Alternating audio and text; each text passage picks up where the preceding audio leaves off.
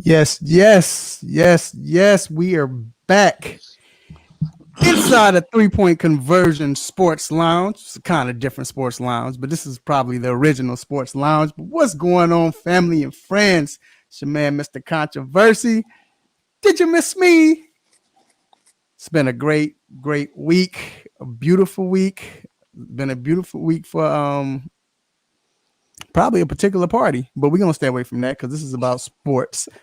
But I am not here by myself. I do have a guest, my guy, Mr. E Dub. What's up, E Dub? What's going on, fam? How you feeling I'm this good, morning, man. man? I know we're not going to talk politics, but I see you got your blue on. Yeah, right. And that wasn't even on purpose either. I wasn't even on purpose. But hey man, first of all, we thank everyone who was watching and listening. Of course, this we're doing this different. We're not in the studios today, but we'll be back. It's nothing wrong. Everything's good. We're not in the studio, but we are doing this live, and we're in the original 3 point conversion studio. Man, we got a lot to get to, and of course, we got my partner. I gotta bring my partner, the intellectual. He's in the building. What's up, the intellectual? Can you hear us, sir? What We up? are What up? live. What Like he's up? trying to fix his camera. What's going on? But It's a as little, I was saying, it's a little we chilling.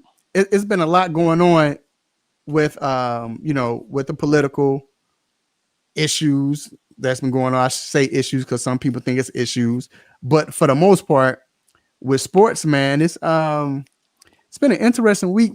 With the NFL and COVID. Then we hear about Trevor Lawrence and what's going on with him. Basketball's going on, so we got a great show for you all. First off, like I said, we're going to talk about this NFL. I don't know if y'all been paying attention, but with the NFL, they proposed this playoff, 16 team playoff. I guess this little format now because of COVID, and just in case it do eliminate games, they'll have this in place. So we're going to talk about that for the hot topic. Also, we're going to talk about man, NBA. They look like they're going to start on December 22nd, and still shocked at that as far as players like LeBron, how they feel, especially since they played the longest. But we'll get into that. Also, we're going to talk college football. Got two big games. We got the Georgia Florida game today, and then we have the. I'm sure Edub is excited about that. Man from Florida, but and then then we have the Clemson Notre Dame game. So we got some big games that's going to impact the rankings and the playoff picture in college football. Then we got to talk more NFL, man. What's going on with Lamar Jackson? I mean, these big games, he doesn't come through. You know what I'm saying? And hey, we got to talk about it. He might be family, we love him, but we definitely got to be real. We got to tell the truth and shame the devil. And then we got Dr. Fowler coming in with Ask Her Down. We got so much more. Stop it. Quick hits. So let your family or friends know they can listen to the show live or watch the show live. We're on Facebook Live, of course. Let them know. Share the link. And we're on YouTube. We're on Periscope as well. Just look for the 3 point conversion. And hey, man, it's time to get to this quick hits. Yes, we don't have music today, but it's cool. We don't need it. But first off, I want to start off with fellas. High school quarterback, y'all know Shador Sanders flipped his commitment from FAU to Jackson State University, where his father plays. And man, he was ranked the highest commit for FAU, but now he's with his father. First off, D, how do you feel about this? I D, think can you it's hear me? dope. Yeah, you hear me? Yeah. Yeah, I think it's dope. He a 4-star quarterback, right? And Mm-hmm. to go to play under your father, to play under your father is tough, right? You already know Hall of Fame cornerback, so he gonna be even tougher on his son. So I think it's dope. I like the move, and we're gonna see what it's gonna do. E-Dub, how you feel? I kind of saw it coming, man. I mean, I think it's a good move for the young kid. He's already played with his dad in high school. He knows the expectations. I think he's going to flourish, man. I wish the young man well. I think it's a good look for the HBCUs as well. Yeah, that you're right, and that's the thing. Knowing that he's a 4-star, as D mentioned, and of course playing with his father, which is dope. Dion, you know how he's gonna be. You kind of want to see if it's Dion's gonna be hard on him, but you kind of want to see if it's that favoritism or if it's that we usually don't see this much in sports. We see it in college basketball a lot. Where coaches. I remember in Kentucky where Tubby Smith was coaching both his sons.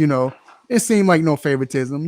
Gigi Smith was the best player on that weak squad, but still, no disrespect, Georgia, but just to see that and see how he treats his son and see how everybody responds. But then going back to what you just said, Edub, the fact that a 4-star going to HBCU, hopefully this starts this trend in college football.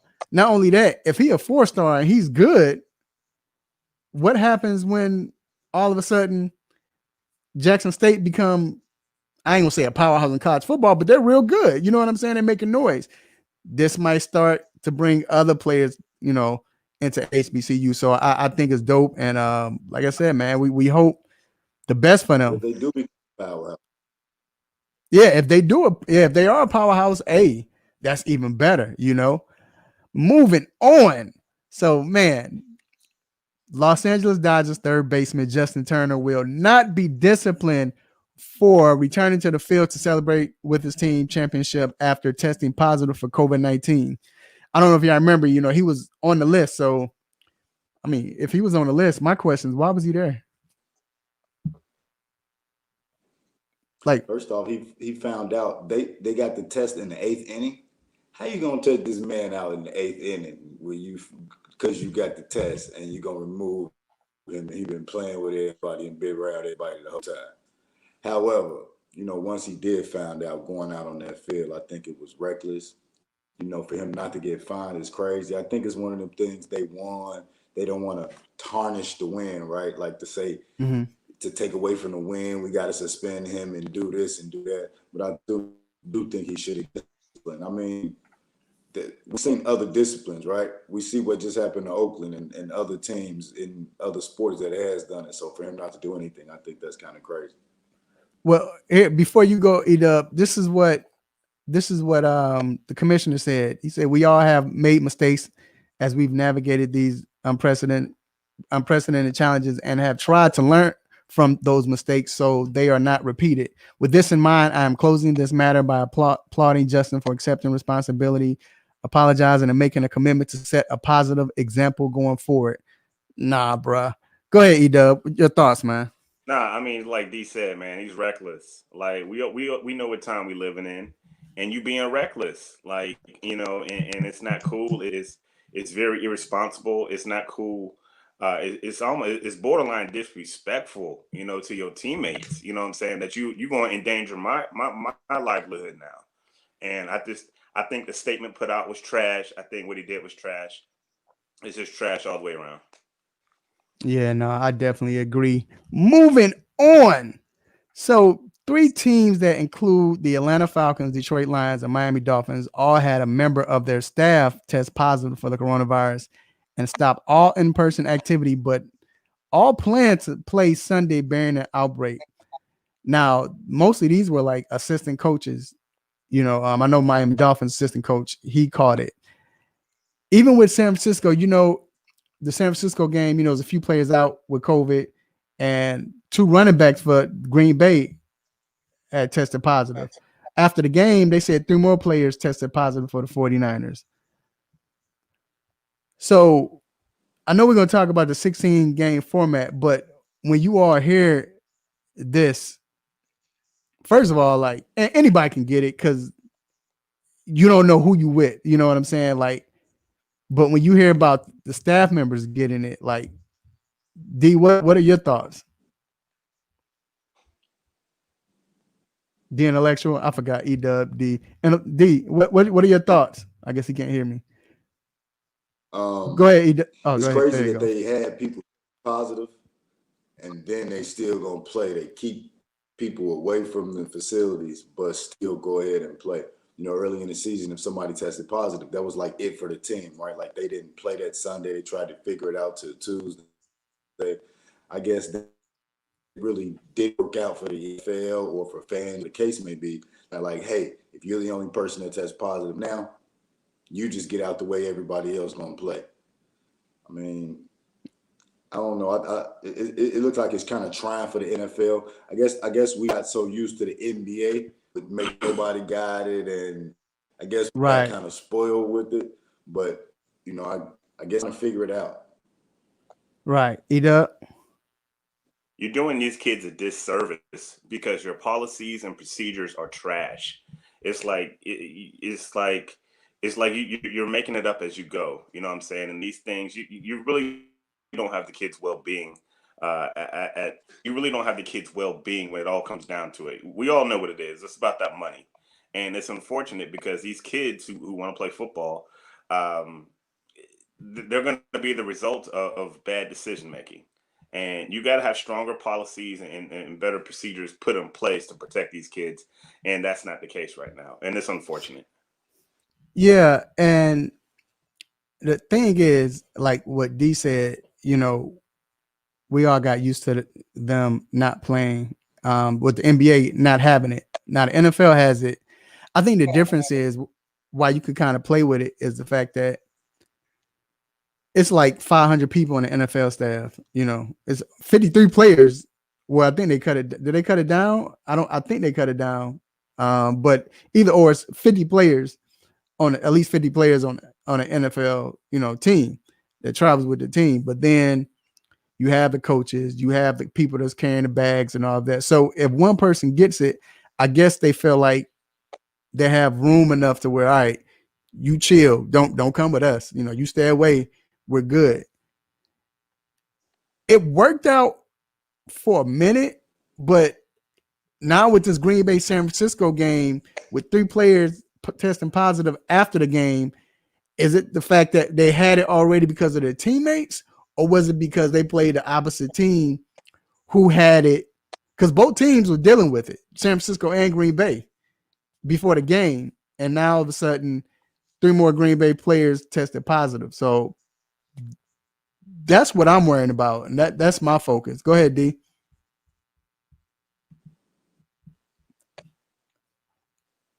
I kind of wanted to speak to what I think Aaron Calhoun said. Nobody should get fined for COVID. It's not that they're getting fined for COVID, right? They're getting fined for not following the rules of not trying to make sure everybody get COVID. You're not gonna get in trouble for catching COVID. Like that's not gonna happen, right? It's you're not abiding the rules that we set forth for people who have COVID alone. That's why you're getting fined, and I think that you should.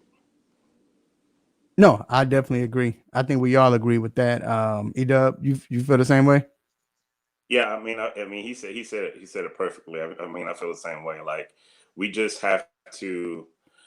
I don't think that they're taking it seriously enough when it comes to these policies and procedures. Like, I think they're so worried about getting the money that you're not really worried about the individual, and I think it's problematic. Right. Now, moving on. Speaking of COVID, Wisconsin football, of course, announces that its football game this weekend against Purdue has been canceled because of the number of positive coronavirus cases within the program. This is their second game in a row, fellas. And of course, we got people commenting. We want to know what you all think. So you all right. My man Aaron says they shouldn't get fined, whatever, which we're not saying they should. And we're saying that if you're not following procedures and the rules, you should get fined, right? But now in college football, this is a number 9 ranked team. And this is their second game miss. Now, we always say we're not politically correct. This is the 3-point conversion. We're not politically correct, right? This is bogus, man. Because if I'm another team, hey, they got to be moved out to the number 9 ranking. Y'all jokers ain't playing anybody. Like, that's not right. So they keep their number 9 and avoid games when we playing hard teams and losing. That's not bogus. I'm gonna go to E-Dub first. What's your thoughts on this, man? How you think they should handle it? We out here struggling, battling, leaving the blood on the field. And y'all out here, saying home and sheltering in place. And and you getting the benefits of not playing. Like it is what it is, man. Like it just feels like you're trying to put a square peg into a round spot with this thing. It's like you're trying to push through. And I mean, we've seen like the NBA, we've seen the WNBA. It seems like only those organizations have what it takes to run a smooth, and baseball to an extent, have a smooth running platform where we can go from point A to point B, beginning of the season to the end of the season. But like all this stuff, you're going to see more, because what we're not noticing is these cases are spiking. Like it's not in the news cycle, but these cases are spiking, and you're going to see more of this. Right, the intellectual.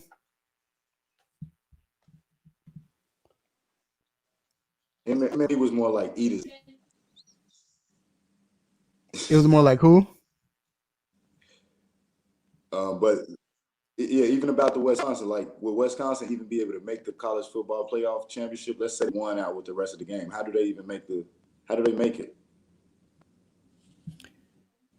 Well, that's the thing. Like it's not fair. Like, no, I agree. They not going to be.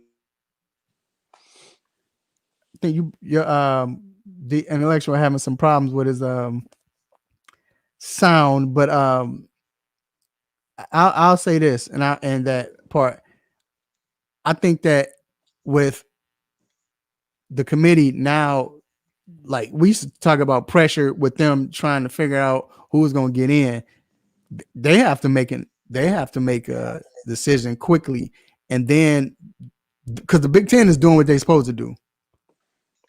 Big Ten is saying, okay, we're going to go ahead and they just not playing games.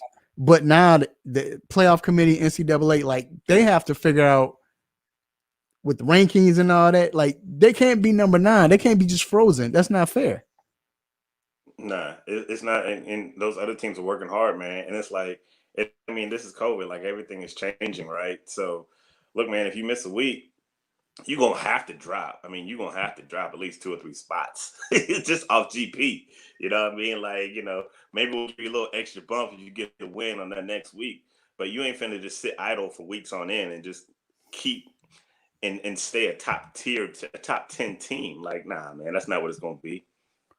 Right. And last but not least, the Boston Red Sox have rehired Alex Cora to lead their team. The club announced Friday he replaces Ron. How you say his name? Ronick. I can never. Ronick. I'm sorry, Ronick.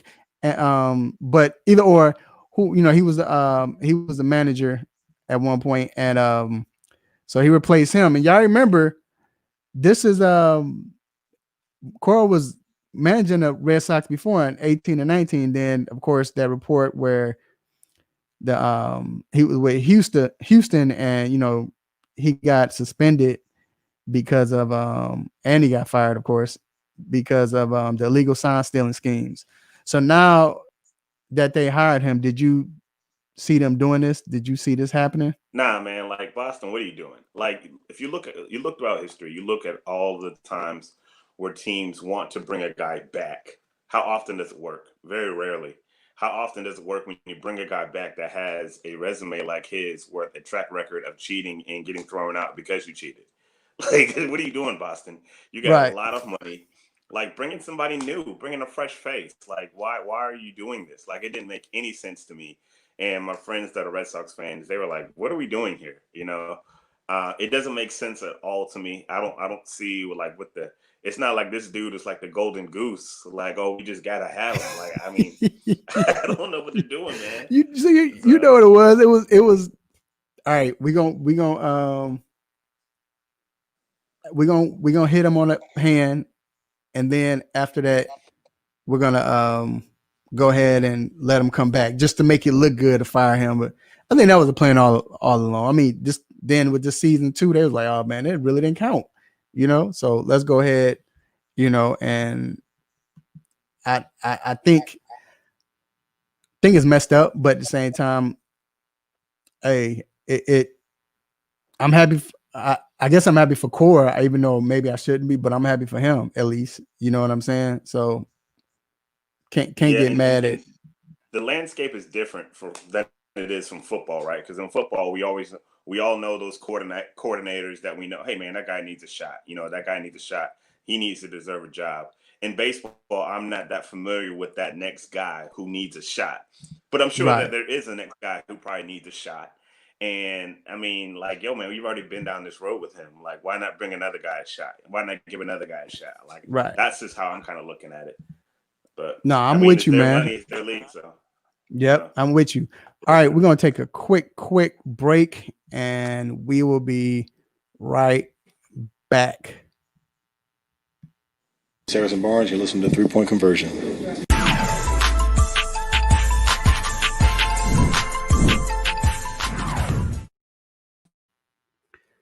All right, we are back. Told you we was gonna take a quick break. We can't play the commercials like we normally can. I see D Intellectual still trying to get it together. Uh, you know, uh, I want to talk about the hot topic, y'all, and I mentioned it earlier. So the NFL, what we were just talking about, this COVID situation. The NFL has talked about, trying to prepare for games being missed and everything like that with this COVID situation. So now they talked about bringing on this 16 game playoff format. This is for just in case, if let's say if a game is missed and they can't replay it, like what we see with the Wisconsin Badgers. What I don't get this. I don't get this. I like, what sense does it make for that reason to add a playoff game? I can see adding an extra game, but they want to do the 16 team playoff game. Let's say if they do it, Do you like it?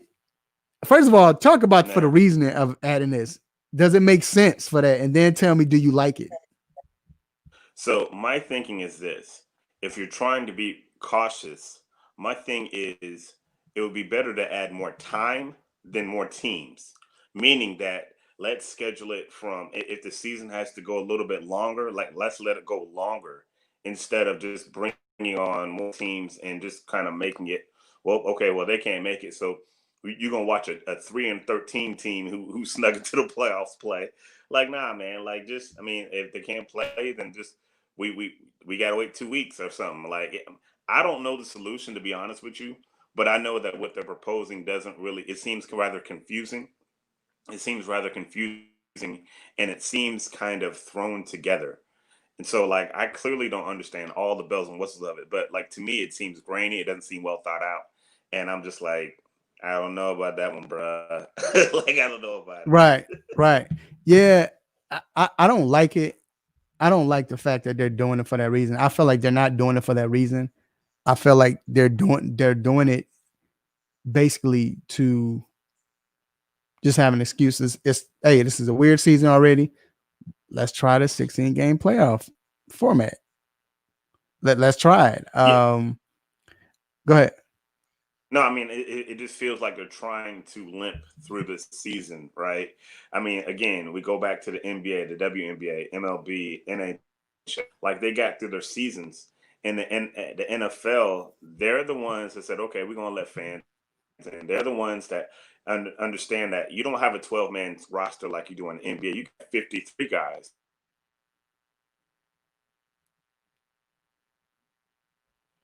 I don't know, man. It's like we're like halfway there, but it seems like we're starting to limp again. Cases are up tremendously worldwide. I mean, in America, and we're gonna see a lot more hiccups, man. And I think that this is reactionary.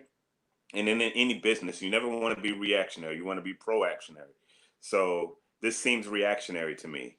And I don't Yeah. know if it was thought out very well, but I don't know, man. I'm not a fan of it either. I mean, I hope it No, works because I'm a I hope it fan of the works NFL, but because so I'm holding my breath. this this is the thing. So, like I said, I'm not gonna lie. We talk about nosy neighbor. With the nosy neighbor, I'm peeking through. I'm looking to see how this works because every other major sport, I think, I don't I don't know if MLS is like that, but um, at least this year we saw MLB try it. It was a success. I thought MLB they might need to think about doing this more often because it people would say it was long, but it to me it was a success. You know, we I know, saw like the the one knock on the MLB is that the season is so damn long. You know what I'm saying? Cut right. that That's the only season, make it a thing. sprint, and that's not just because my Rays went to the World Series. Like I enjoy like knowing, like, yo, man, like this, like the games felt like they meant something a little bit more when you Right. cut it down some. So, Especially with if they cut it down and have the 8 teams there going to play 8 teams for each conference or what is it called in MLB? Is it still conference? No, it's league, American League, National division, League. Yeah, but I'm saying like the American League, then you got National League. So each league they yeah, had they had their way, and they had 8 teams from each league, and it worked. It was competitive. You saw the upsets because we saw the Florida Marlins, get past. We saw Houston Astros, so hmm I like that format. Now it might work, so that's why I say I'm kind of ready to hear about it and to see about it and see what happens. But we got to talk about this though. If they do this 8 playoff team, 16 team playoff, so now it will eliminate division winners, meaning that as far as division winners don't get a guaranteed home game. So, for instance, let's say if they don't do it this right now, the Giants, or let's say the Eagles win. Eagles probably the best team in that horrible division. Eagles get in right now. The Eagles get a home. They will host a playoff game against a 11-5 team, possibly. That's that is utterly that's not ridiculous. right. Like the idea that any team in the NFC East is in the playoffs is ridiculous in and of Right. itself. But uh, yeah, man, like that's ludicrous. Like nobody making decisions has to think that that's a good idea. Right. And so with this, now that won't happen. So now they'll get in the playoffs for winning, their division. But now, depending on their winning percentage, they'll be ranked. That's where they'll be ranked. So the Eagles will be ranked the lowest seed, even though they won a division. They just get in, like basketball in a sense. Yeah, in So a sense, yeah. Like I think that's kind of how. Yeah, that's kind of how it is.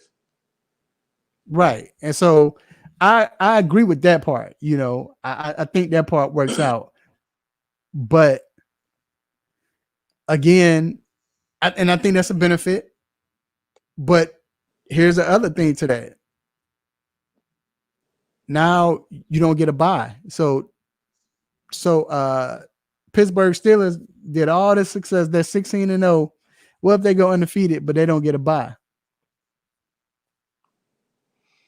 Do you agree I with don't know, that? man. Like you can make an argument for it and an argument against it. So the argument for it would be like, look, man, it is what it is. Like everybody's changing. You just ain't gonna get no bye this year.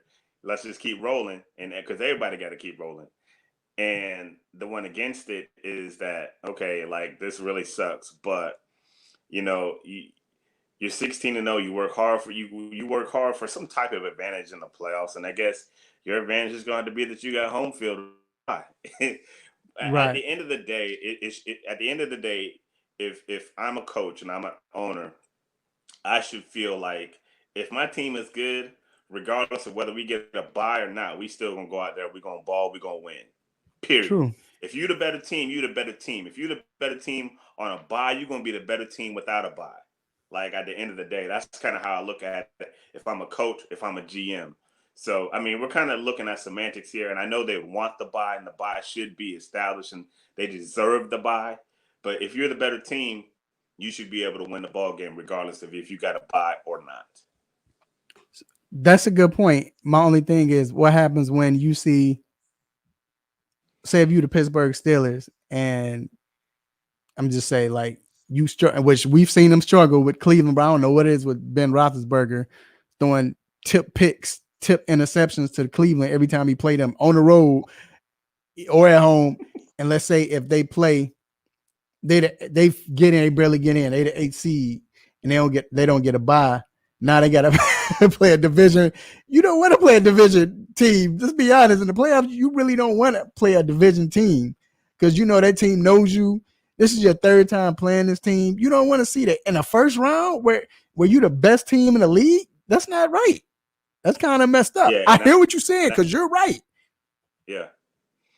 Like, and I right, don't know what it is about Cleveland playing Big Ben. Like, they get up for that dude like nobody else. Like, even if Pittsburgh gets a dub, it's always like a knockdown drag out. There's some teams you can't explain it that they always just play you tough in your division. Like, I mean, I'm a Buccaneers fan, and like every time we play, like all of our teams in our division, for that matter of fact, like the Falcons, the Saints, the Panthers, regardless of the record, we can be a 12 win team, we can be a 10-win team. If they're 1 or 2 games, when they play, it is just something like you can never just overlook it. That's just kind of like divisional football. Right.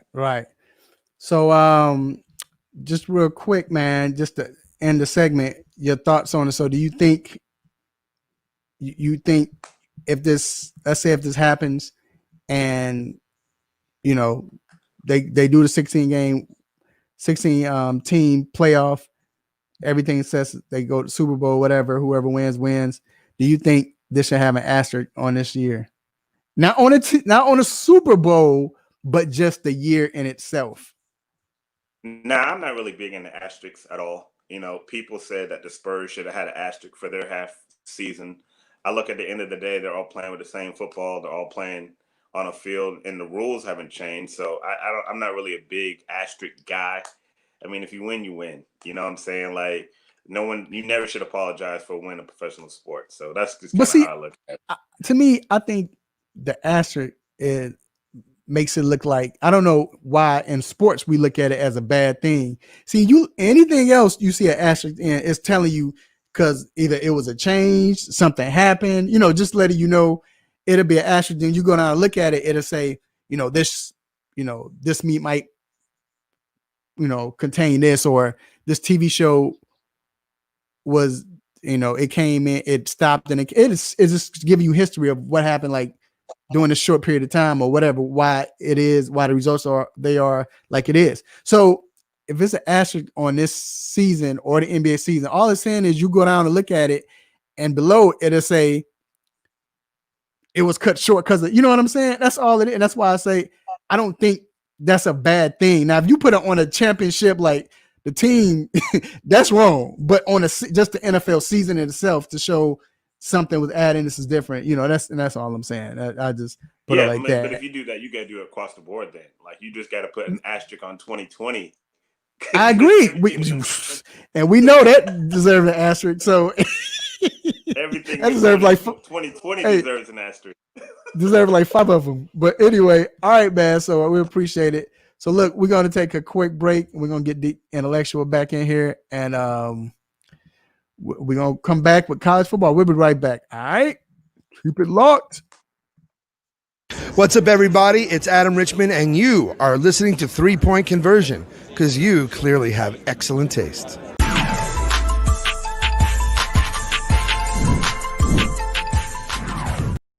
The Hawks started off slow in the game and battled their way back up, but yet still they. This is Karita Parks with the 3 Point Conversion, bringing you special coverage from TIAA. This is Raphael Haynes from the 3 Point Conversion here in Atlanta, Georgia, where we are at the Colin Kaepernick NFL workout. He's right. This is Dennis Pendleton with the three-point conversion, and we're here at Super Bowl 53. Haynes from the three-point conversion. Here,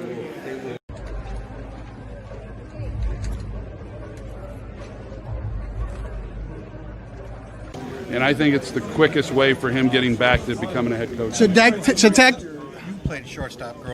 This is Dennis Pendleton with the three-point conversion. We're here at Super Bowl 53. We had a lot of press conferences today, talked to players, and here's some of the coverage of what we did today. Dwayne Haskins was looking for redemption after a rough debut earlier in the season. Haskins went out with an angel.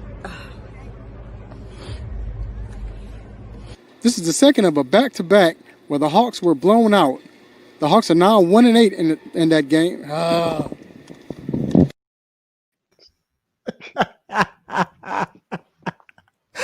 All right, y'all, we are back. Oh man, looking at y'all, looking at these. Hey, looking at your reaction, man, when this is going on. And so if you are listening, ladies and gentlemen, this is when this is bloopers of this week, and we were showing the bloopers, and E-Dub noticed like this is the godfather of all this. This is where we started. This is where we got it from. E-Dub was the founder. This is the first person I saw do it with the, we covering the games. I guess he having problems also, but I would watch him do it. So I'm like, hey, I'm going to implement that with the 3-point conversion. So people think it's easy. It's not. It's hard. You see, D was like he's about to bully somebody, about to beat up someone. I was tough. I was ready to hurt something. Hey, I was recording it, and I was ducking and scared because I didn't know he was about to swing on me or not. But but yeah, there y'all go, man. The bloopers, like I said, that's fun. That's just something to throw back at you all, man, and let you all see or whatever. So, all right. So, well, before we get into college football, we got to talk about this NBA. E-Dub, you good? You back, E-Dub? You good? See if he can hear us or not. E-Dub, can you hear us? I guess he can. I guess he having problems as well also. But he'll get it together. So with the NBA, they came out and they talked about, we talked about this like 2 weeks ago about them proposing playing on December 22nd and starting the 72-game season. Well, the players came back and they said, you know what? We approved. So the NBA PA approved. Man, D, I know you've been with this. You've been about this. You like it. But from the player standpoint, like, because we understood, it made sense as far as playing 72-game season, but at the same time, especially with owners making money, but with the players just coming off playing, the season ended in September, or as far as the playoffs. Were you shocked that they voted yes? No, and I'm gonna tell you why. Because it was gonna hurt them very much financially. It was going to really hurt the players financially. We know the owners was going to be hurt, right? But the players were really going to be hurt. They didn't get paid all their money last year. They lost like 35%. I can't remember the exact number, but they lost a nice amount of money. And playing another 60-game season was going to do the same thing. We're talking about players that make $40 million going down to like Steph Curry make like 45 or something, or whatever it was. He was gonna go down to like 32. After taxes, that's like 15 when he get done getting beat up with taxes. You know what I mean? It's a whole lot of money. But it's also bigger than that. You got to think about the collective bargaining agreement. You got to think about the revenue sharing. You got to think about so much more than just the salaries. So it was definitely, we want to see basketball and they want to be a part of it and get back on schedule. But it's so much more money going into not just this year. It would have been next year and the following year. All that would have played roles into Anthony Davis being a free agent, Giannis being a free agent, not being able to get the real money they would have been able to get. Right. It seemed like whoever, everybody sees if you're listening to the podcast later on, right now, but we're streaming. It seemed like everybody who get that bottom spot start having problems with their phones or their devices. Now Edub struggling, but no, It's you're that right, bottom man. spot, right? You're right, but I agree with you, and you're right. You're right. I really want to know what LeBron is saying. Like, really, those players that played for the Lakers, the Heat, especially like a Jimmy Butler who gave us all. They were tired, bruh. You know what I'm saying? And I LeBron already wonder. said what it is. He said he gonna be coasting that first month. See, you exactly. So that's what I'm saying. Like, I really wonder how the players feel because they're like, man, look, that was a grind. We didn't get the normal 3 days off every. You know how the playoffs usually it take 2 years to do the playoffs. It wasn't like that. It was every other day, and yeah, they weren't But traveling, but in reality, it's what 4 to 6 teams maybe that really would be affected. probably 4 to 6. Yep. But still, these are your main teams though. And that's why I said these are usually these are the superstars too. And that's why I say I wonder how they felt as far as because first of all, I know the Atlanta Hawks, the who else is garbage? Who else didn't make the playoffs? The Chicago Bulls, teams like that. Yeah, I understand how they felt. That makes sense to us. But again, I think it's just the fact that when you look at the superstars, they played long. They were giving it their all. It was some good games, like I think in the they're not called semi. They're calling it, what are they called before the conference finals? Are they the semis? I guess they call it the semis. I can't remember what the NBA calls it. I think it's semis. But they were all those games went 6, I think, except for all of those games went 6, I think. I think Boston, Miami went 6 too. So they played. It was some big games. They were coming down to the end, and then of course, like you stated, with Miami and the Lakers, especially, not trying to single those two out, but Miami and who else was it? Miami and Lakers. You look at Jimmy Butler and LeBron. Those were the ones they gave it their all, man. They were tired. We saw the fatigue, just in their faces. You know what I'm saying? So that's why I wondered. We should Clippers should be all right. So if they do this, let's say if they do this, now you have I'm gonna see if we could bring Edub back in. Edub, you there? What's up, guys? Can you hear me? Yeah, we got you. All right, So let me get his perspective. So we talked about they approving the NBAPA approving the proposal to play the 72 game and start December 22nd. What is your thoughts on that? How do you feel about that? I mean, they had to. What leverage do you have? You don't have much leverage. The owners were bleeding money this past season.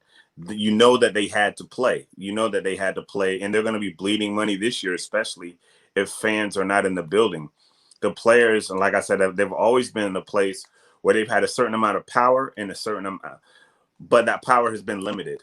When it comes to negotiations on this type of level, on this type of thing, they rarely have very little leverage.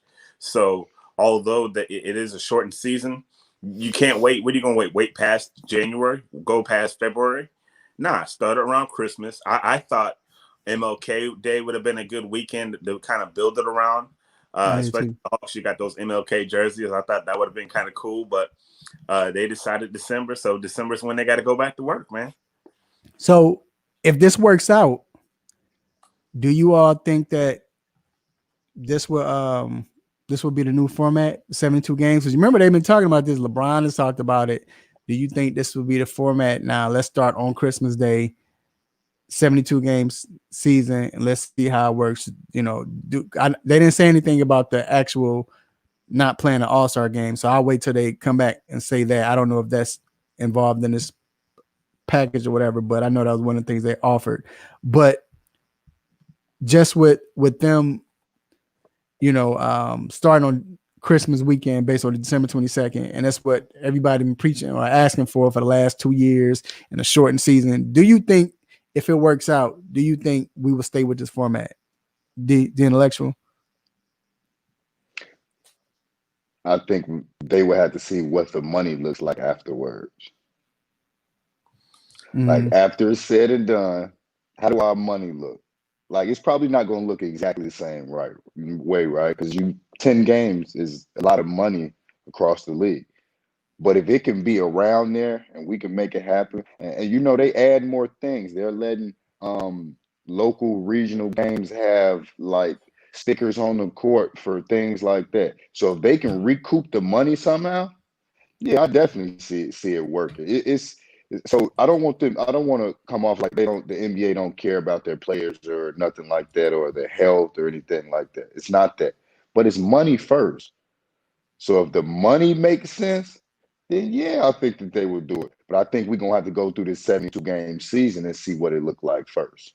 Exactly. And the thing with D said, like, it's all about the money. And I've always told people that, like, when they ask me questions about player movements and what I think they're going to do as far as the rosters are concerned, you always look at the money first. And the idea with the shortened season, it's not so much that you take 10 games off, but let's say you take 10 games, and then those 10 games, that's maybe 2 weeks, 2.5 weeks of basketball. That's not only 2.5 weeks of basketball, that's 2.5 weeks of TV money that you're not going to get. That's 2.5 weeks of promotion money that you're not going to get, time that you're not going to spend. So the time is equally as important as the games miss. So the games miss, yeah, you're going to miss that money, but the time, the ESPN time that you're not going to get, the ABC time that you're not going to get, that is just as important as missing those actual games. And like he said, at the end of the day, you go through 17.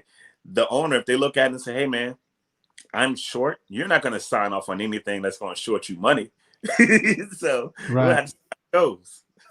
Right. And I'll say this. I'm going to go from a different perspective. Just from a fan's perspective. They need to, because you know what? You know why? As a fan, not media, you know, we're with the media, all of us, but as a fan, I've always said, to me, the first month never mattered, because, or the first 2 weeks, even the first month. The reason why I say that is, let's say you have the Lakers, they're a powerhouse team, and they'll play against the I guess Atlanta Hawks. No offense, Hawks, but the Lakers will lose that game to the Hawks. As a fan, they lose the first week of the season, right? When you get into March, that game didn't matter. It don't have no effect on the season. You know, you forgot about it. Where with NFL, every game matter. You know what I'm saying? But all right, that was your first loss or second loss of the season then, but you only got 12 losses. That it, in a sense, it really don't matter. It was all it was maybe for stats and for show. So I'm good with that. You know what I'm saying? And then Christmas, to us, we always thought Christmas Day, that's when NBA season, except like I said, except you were journalists, but we talking about as fans, that's when it started. Go ahead, D. And that's something I was gonna say, right? When do ABC start playing a game? When do we start watching games on Sunday Right. on ABC around Christmas, right? Yep. That's where we feel like, you know what, that basketball season did start. Right. The first, 10, 15 games, we're like, I don't gotta watch it. Hey, these games don't count. You don't know who your team is in them first 10 to 15 games, man. They still try to figure it out. And you know what? I don't want to see those games because I don't want to see them figure it out. Right. Shout out to the homie G. Right. And yeah, and I agree with that, man. It's like first of all, it's on while football on. So you already know they losing that in the beginning of the season. Now this was different this year because the finals, you like, man, am I gonna watch the finals or the Sunday night game with Drew Brees playing? But now, back then, we chose the finals. The U.S. didn't choose the finals; they chose right, football. exactly, right.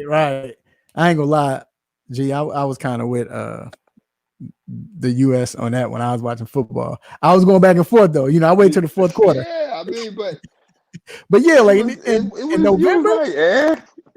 But look, in November, I'm not about to watch. I'm not about to watch the Memphis Grizzlies. This real game time, baby. This real game time. Sacramento. Right. So this got playoff implications. Yeah. So that's why I'm with that. Now, quickly, the NBA also wants to have arenas suites open. The suites in the arenas open, and have fans from 25 to 50% capacity based on local regulations, of course. And they have to, they're talking about being 12 feet apart. I'm not going to do that, but 12 feet apart, at least 12 feet apart, mask and everything, they get tested.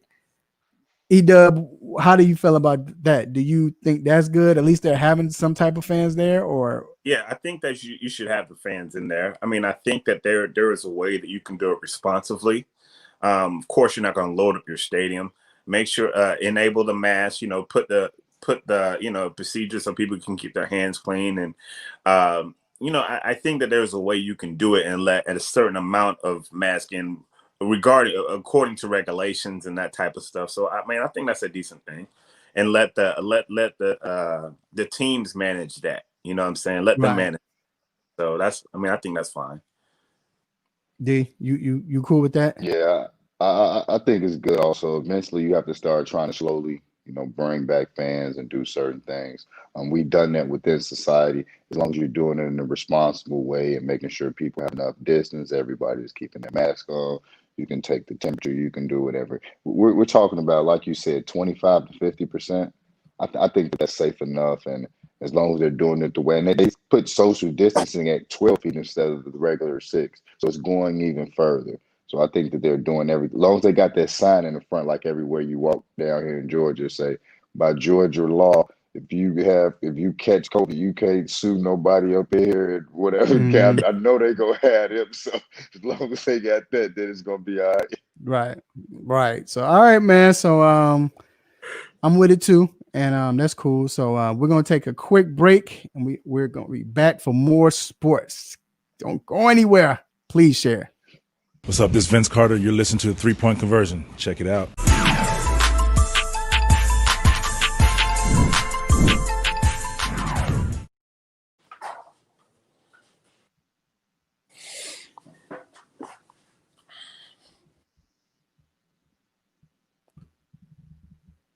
All right, we are back. Told you it's gonna be quick. So we have a couple of big games tonight for college football, and first off, we're going to talk about this Clemson game with Boston College. Remember, and D, I meant to call you. We hadn't talked about it. So last week on the show, we were wondering what's going to happen with Clemson. Would they lose with Lawrence playing Boston College? But still, and we saw Clemson squeak by them, like barely beat them. They were down, it was like 28-13, something like that, when they came back to win it. The quarterback, I'm not even going to pronounce the dude's name, but the backup quarterback came in and he did, he played pretty well. You know what I'm saying? The offense was tripping, of course, and the defense didn't show up at first, but they came back.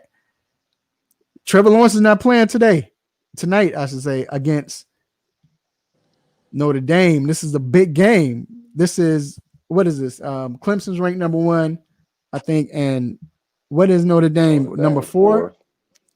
Number 4. Mm-hmm. So without Lawrence, do you think that they have a chance with Notre Dame? E-Dub, I'm going to go to you first. I don't know, man. Lawrence is that guy, man. He's that guy, that extra special guy. That's a tough call. I really like that Clemson team. I'm a big fan of their coach and just how every year he just has them boys ready, regardless of what you think of the division. What you think is always going to be a player. And I've always liked him, and I give them the edge on coaching. And I think coaching is big. I think coaching matters. Your boy that backs up Trevor Lawrence is no slouch, man. He's no slouch. Like, he could easily win this football game for them. I kind of like Clemson, man, by like 2 or 3 points. Like, that's kind of a gut thing, just kind of my personal bias. I kind of like Clemson, man. Give me 2 or 3 points. I'll roll with it.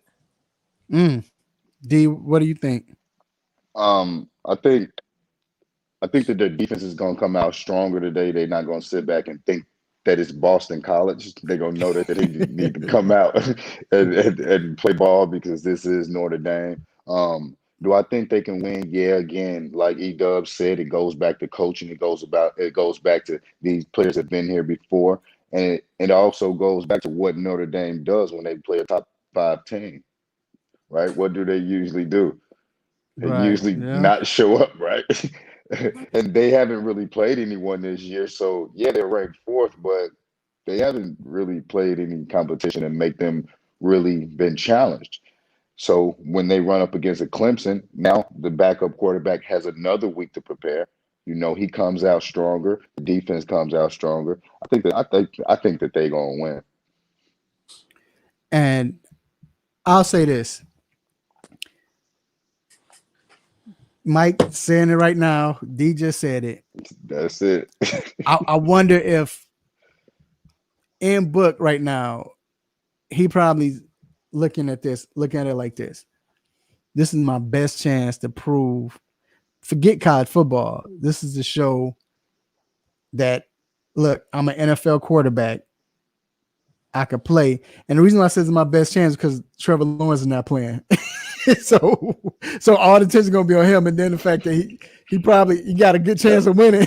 so with that, I wonder if his mindset is past football now. I mean, past this game in college football and with championship. It might be more of, again, hey, I could solidify my place in the NFL right now. You know, I can make more money as far as my pick. I can make, my draft pick higher than what it is. And people don't believe that he's that good anyway. Like, I'm one of them, don't believe he's that good. But still, games like this gives you leverage and makes you look better than what you really are. Yeah, because everybody's watching. This is a primetime game too. So, I don't know, man. I'm kind of with y'all, though. The one thing about Dabo, like E-Dub says, I don't care who's playing. I don't care what it is. Them boys. And it's funny because Dabo, they do play to their competition in a way. As far as if they're playing a bad team, we've seen them struggle against Syracuse, then come back and win. We saw it last week. We've seen them do this for the last few years. And we don't know how Notre Dame's going to come out. But if Notre Dame plays like, all right, we ready, we're going to show. They're going to show that, hey, we're the number 1 team. If they win this game, I might have them for the championship. I know it's too early and Lawrence is not playing, but I think they win national championship because then that gives them that much confidence. But if they lose, how does this affect them? How does this affect everything? How far do you think they drop? Is it 1-2 spots? Either how far do you think Clemson drops if they lose? Well, shoot, if the other teams in front of them get COVID, man, then, they ain't no chance of them passing them. So, man, if they lose, I think they drop about 3 or 4 spots, about maybe 3 or 4 spots. It's hard to tell, like I said, this year because you have the teams that are kind of staying in place even if they're not playing. So who knows what the future holds. Like next week, let's say what happens if next week you got 2 top 5 teams that don't play because of COVID? Do they stay there or do they drop? And how does that affect? There's so many variables, but at the end of the day, I think if they lose, I think they drop 3 or 4 spots. Yeah. That's so comment on two things when you say that. I think that they'll only probably drop a spot or two. You know, it's hard when you lose to a number one. Usually number four don't really drop too far. Especially it depends on how the game goes. Right now, if they get blown out, hey, yeah, it's probably gonna be 3, 4 slots. But if it's a good game, it probably may not even drop depending on what else happens. But like he was saying with the COVID and one of the other top teams don't play. I know y'all spoke about the asterisk earlier. This is an asterisk year. So it doesn't even matter what happens throughout everything. There's going to be an asterisk because 2020 is an asterisk. I don't care what happens. It does not have to do anything with sport. When something happens, just be like, hey, 2020. It's an Right. asterisk. Like, That's hey, everybody's excuse. Hey, it was 2020, dog. That's why we lose. Like, why y'all lose so much, dog? It's 2020. Hey, but look, so big game quickly. We got Georgia, Florida. E-Dub from Tampa, Florida guy. You a Gators fan? Yeah. Okay. Big game. Georgia's is missing a lot in the middle. I think the linebackers or the detail. I know they're missing some players, but still, they defensively they probably might be the best. I think they are the best defensive team in college football. But offensively, they still hadn't put it together. Or we don't know if they even will put it together. Do you think Florida has enough offensively to beat this team? Because if you all go up, I don't think Georgia might not be able to come back and win. So do you think they have enough, Florida Gators have enough to beat Georgia offensively? Well, you asking the Gators fan, you know what I'm saying? I almost have to recuse myself, I do think, and I've tried to be honest in, perspective, but like, of course, I think they're gonna get it done. You know what I'm saying? Like, I mean, I grew up in this. Like they're growing up. It was like you believed in several things. Either you're a Florida fan or you're an FSU fan, and all the other crazies were Miami fans. So like that's how it was growing up. Like I think that we got enough offensive power to get up on them. And I think if we get up on them, forcing them to throw, making them one-dimensional, then it's just going to be a wrap. I think that we win 35-28. I've always respected Georgia, but, I think we're going to handle business today, And I've been even more of a like living in Georgia and being a Florida fan has been like, it's been a great thrill. At times, it's been a great disappointment, but I think we're going to take care of business today, though. Hey, so I want to say this. Here's the thing. If Notre Dame gets 21 points, not Notre Dame, I'm sorry, Florida gets 21 points on Georgia, Georgia might lose. I don't know. It depends on how and when they get those 20.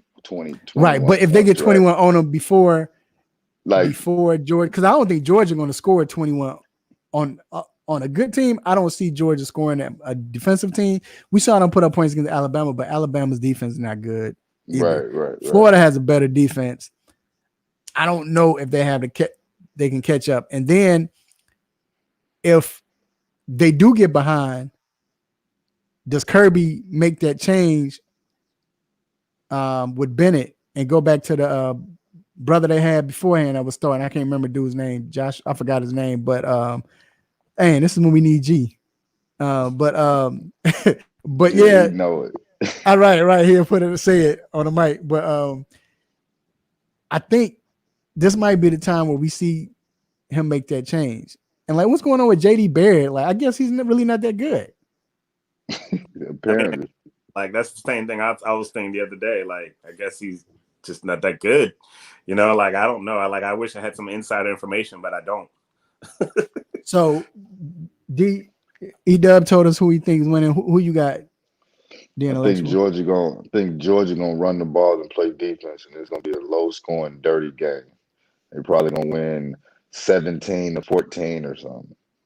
I think it's gonna be one of those games, them Georgia Florida games, like you said. And where is it? Is it in Athens? They always play in Jacksonville. I mean Jacksonville. That's right. I'm tripping. Yeah. Jacksonville, right? Because of that. Because That's crazy. But yeah, so I wonder what the weather's like today. I know it's raining out here, but I wonder what the weather's like today. But either or, I have it's just something about Georgia, man. They be squeaking these games out, man. I have Georgia winning 17-16. So before we go to break, they got Mac Jones as the Heisman Trophy. Like he's leading the Heisman Trophy race right now for Alabama, which he's balling. I guess since Lawrence and got the corona, like we taking him out. Like I was going to say Lawrence still deserved Heisman. Right, but that's bogus. They just took him out, like whatever. But who is playing the best quarterback right now? Real quick, who y'all think it is? Even with Lawrence missing this game and other games, I think he's still playing the best quarterback. He had 5 touchdowns last week or week before last. Mm-hmm. Yeah, I'm sticking with Trevor Lawrence. Who you got, E-Dub? I think Trevor Lawrence is probably playing the best. I think he's probably the best. But the guy that I really like is the Ohio Yes, State. sir, Justin. Fields doing this. What he got? That's 7 incompletions over the year. What he got? 7 incompletions Yeah. over the whole year. Trevor Lawrence is all the fanfare, but like I've always been Justin Hurts at Ohio State, man. Yeah, I was gonna say that too. Justin Hurts, his stock is going up quickly, and Justin Fields. Justin Fields. I'm sorry, Justin Fields. I think you can see that Justin Fields, like that throw across the hash marks. He was on one side of the hash marks and he threw it. That's an NFL throw, and he zipped right there. That dude is awesome, and also man. the mergers of Kyler Murray's and things like that. Like you look at things different than just being the prototypical Trevor Lawrence quarterback, right? Like you're trying to get outside the box. So yeah, he's definitely doing this thing. Right. I don't think he's a prototypical quarterback either. So, but no, I don't think so either. But all right, man, we're gonna take a quick break, and we're gonna be back. D, you got to stop it. Yeah. Yeah, we're gonna be back with a quick stop. He's from Georgia too. All right, we're gonna take a quick break. We'll be right back. What's up, family? I'm Real Mike Rob. Make sure you tuning in to the 3-Point Conversion Radio. They got all of it, and they keep it funky. Let's get it.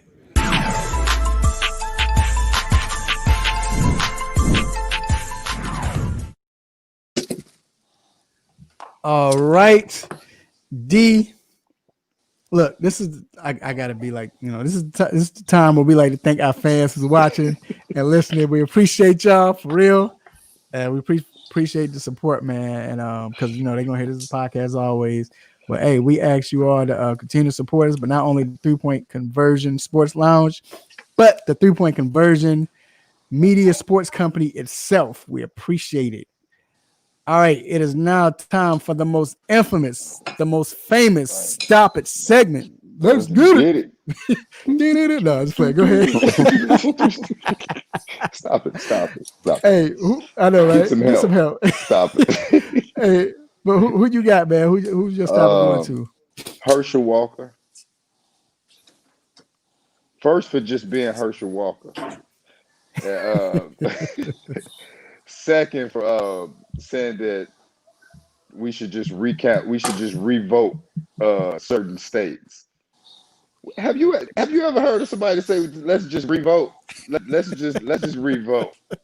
Come on, man, stop it, get out of here. Ain't nobody trying to hear that. He didn't say recount. Just revote. He said revote. Look, come on, man, get out of here, man. Stop it. Yeah. All right, E-Dub, you got one? You go ahead and give yours. I think I'm trying to think of one right now. Okay, mine's go to the New York Jets general manager Joe Douglas. He came out and was talking about the Jets and said that he said I got to take my fair share of responsibility for the Jets, but said this is not all on Adam Gase, and he says he don't think Gase. He said Gase is part of the solution. And this is not his fault. None of it's not his fault for the Jets playing like this. Stop it.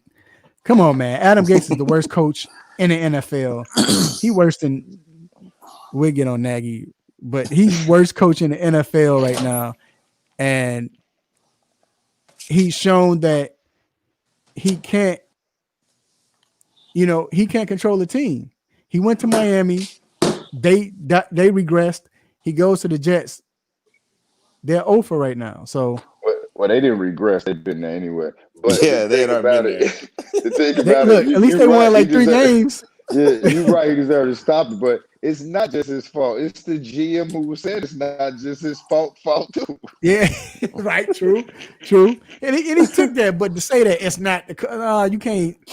Nah, Gase got a lot to do But with it, see, it bro. goes You with do my too. thing, right? With Gase never wanted Le'Veon Bell, right?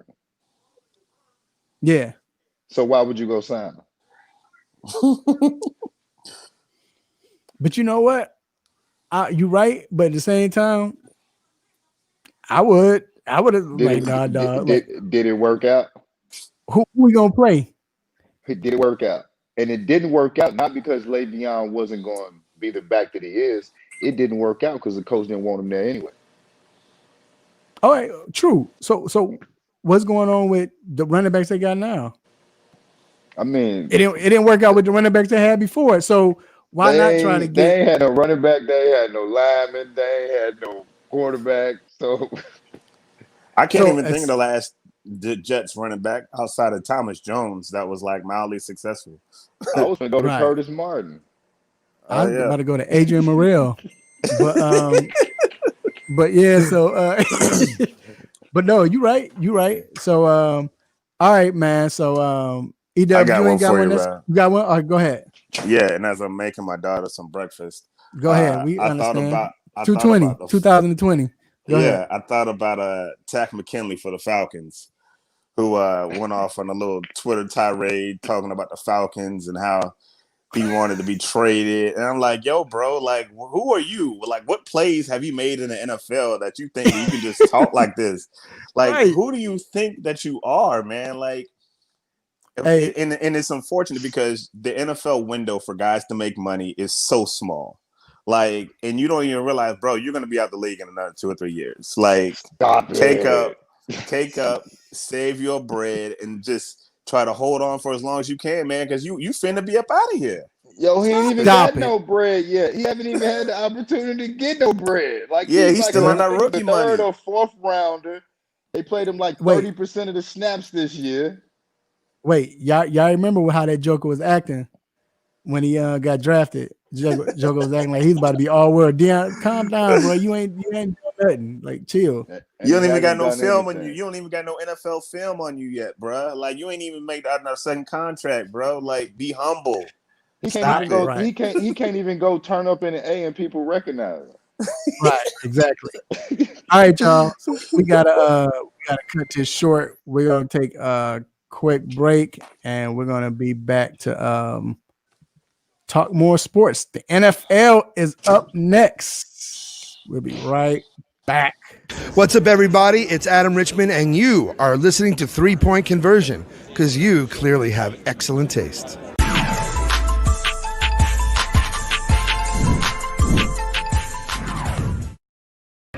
Sammy.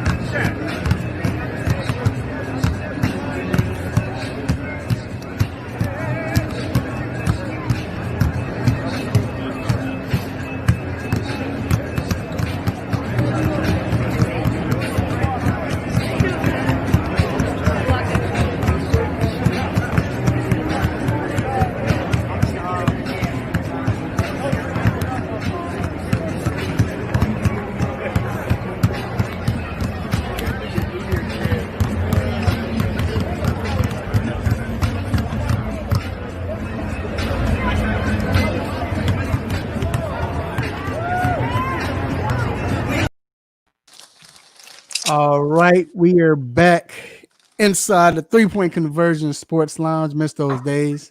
Definitely missed those days. Shout out to the G Steph. All right, man. So Lamar Jackson, y'all. Like I said, we got to tell the truth and shame the devil. So Lamar Jackson hadn't played well in big games. I think D hit me up. I think it was D that hit me up, was talking about this. And are we able to call him a top tier quarterback if he can't perform in big games? D, I'm gonna let you start with it. Um. So what do we do, right? We usually we got tiers. He's gonna stay at 2 until he wins some of them games, right? He's not gonna be able to go into 1 because it's not just playoff games. It's regular season games. Like when he Mm-hmm. play against Kansas City, he not only, so it's a difference with not having a good game and like having a terrible game. Like whether it's turnovers, whether it's trying to make more of a play than a play needs to be made, whether it's overthrown, whether it's that, I forgot what his stat record is, but I think it's like 1-7 in big games and like 22-3 in other games or something. Like it is a ridiculous stat. And of course the numbers, because once those games are kind of out the way, his numbers start going up because he's throwing, he's trying to get back into it. But overall, while you're watching the game and while the game's going on, you're like, dude, is this the same guy that plays against everybody else? And it's only, I can't think of the 3 teams right now. It's only like 3 teams. I know it's Kansas City, maybe the Steelers, and somebody else, where it's like his game is like ridiculously horrible. But then he play Mm-hmm. against everybody else and he like 21-3. So you can't get to that top tier. Here's the thing. If he had won a playoff game or 2 or not played as bad in the playoff a game or 2, you'd be like, okay, he could be in the top tier. But he is completely bombed in his playoff games and lost in the big games in the regular season. So until you win a couple of those games, and I'm not saying he got to win a shit to get to tier 1. Until he wins some of those games, he's going to be in tier 2 for me. I agree. I agree with that. Ida, your thoughts on that? Yeah, I think that he is top tier because if you're looking at tier, you're looking at a select group of people. Kind of like what D said. I don't think he's the top dog of that tier. I think he's still in that tier though because there's still not many quarterbacks in the league that I would rather have over him. Now, for him to make it to that next level to be the top dog, then he's going to have to start winning these games. And there's nothing. I don't think there's any shame in that. You look at all the guys like the Peyton Mannings. He had to get over that bump of winning in the playoffs. All of these quarterbacks in the league have progressions that they have to make, and this is one that he has to make. Not everyone's going to come in the league like a Mahomes. Not everyone's going to come into the league like a Brady. But I still like the kid. You know, we still pull for him, but he's got to start winning these games. Period. Yeah, I agree. We got to call him out. We have to let them know. Let everyone else know that hey, we're not gonna judge him because we like him. We like his style. I mean, we're not gonna not judge him because we like his style. We're gonna critique him. That's what we're doing as fans too, and media. And I think with him, the biggest thing is turnovers. We saw it last week. It was turnovers, and he still had a chance to win, and they almost brought him back to win. But you can't turn the ball all over like that. Because look, here's the thing, and I want y'all intake on this. If it wasn't for turnovers, I might give him a pass. You know why? To me, I wonder if, and I want to know what y'all think. I'm going to say this. I think coaches have a lot to have blame for it as well, because are you putting them in the right position to win? Because I ask you this. So with all right, with personnel, you look at how personnel is. Do you think the personnel is good enough to beat these big teams? I'll start with you. I don't think they got it. Go ahead. I'm sorry. Yeah, I don't think that they have enough weapons in the wide receiver game. Of course, we know they can run against anybody. I don't care who you put up there, they gonna run against them. You know what I mean? Uh, but I don't think that their weapons as far as receivers are that good. And are they doing that because they know how they're going to play and they're sticking with how they're going to play? They don't need a big play receiver because that's not what we're going to do. We're going to let what Hollywood Brown do his thing. We're gonna let our tight end do his thing, and we're gonna run the ball. Maybe that's why they're doing it. But maybe that's also why you may not be able to get past that hump in the playoff because that's what you think you're going to be able to do. I definitely think they need more weapons as far as wide receivers. Yeah, definitely. Because like at the end of the day, like, do we think that they are a better football team than the Steelers or the Chiefs? Like, no. Like if I gotta put money on one of those teams, I'm gonna pick the Chiefs and the Steelers before the Ravens. And that's no shade against Lamar. That's just I think that they're a better team, and I think they got better coaching. And I think that gets lost in the discussion sometimes when we talk about quarterbacks because so much praise is heaped upon them when they win and not enough when they lose. And I think that the argument sometimes is skewed because all of that stuff factors in. Like, I mean, I don't think Mike Tomlin, for as good as he is, I don't think he gets enough credit.